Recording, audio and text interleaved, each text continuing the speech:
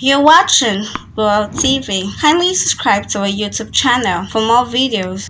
Click on the subscribe button and the bell beside it. These will notify you once we drop a new video. Thank you.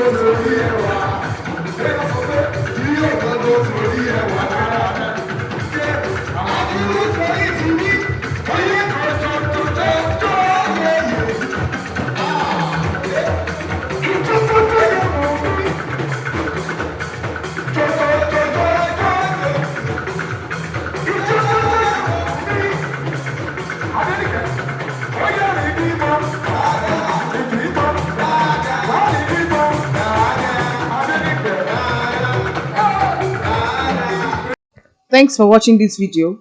Please don't forget to click on the subscribe button. Kindly comment and share. We drop new videos daily. Thank you.